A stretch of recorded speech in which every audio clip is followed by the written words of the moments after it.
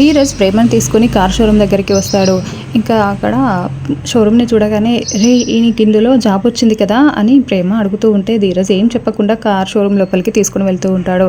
ఇంకా అక్కడ ఉన్న కార్లన్నీ చూస్తూ కొంప తీసి నువ్వు కార్ కానీ కొనట్లేదు కదా అని చాలా షాకింగ్గా ప్రేమ అడుగుతూ ఉంటే కొంప తీయకుండానే కార్ కొంటున్నాను, నువ్వు గెస్ట్ చేసింది చాలా కరెక్ట్ అని చెప్తూ ఉంటాడు.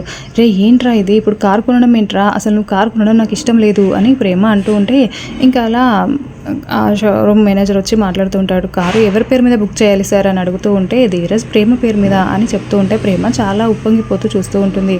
రే నా పేరు మీద ఎందుకురా కార్ బుక్ చేసావు, అసలు నాకు కారు కొనడమే ఇష్టం లేదు కదా అని ప్రేమ అంటూ ఉంటే మా నాన్న ఏ పని చేసినా అమ్మ పేరుతోనే మొదలుపెట్టి చేస్తాడు, మా అమ్మ మా నాన్నకి ఎలాగో నువ్వు నాకు అలాగా అని ధీరజ్ చెప్తూ ఉంటే ప్రేమ చాలా ఎమోషనల్గా ఫీల్ అవుతూ చాలా హ్యాపీగా ఫీల్ అవుతూ ఇంకా వెనక్కి తిరిగి కళ్ళలో నీళ్లు తెచ్చుకొని ఆలోచిస్తూ ఉంటుంది ఆ మాటలనే తలుచుకుంటూ.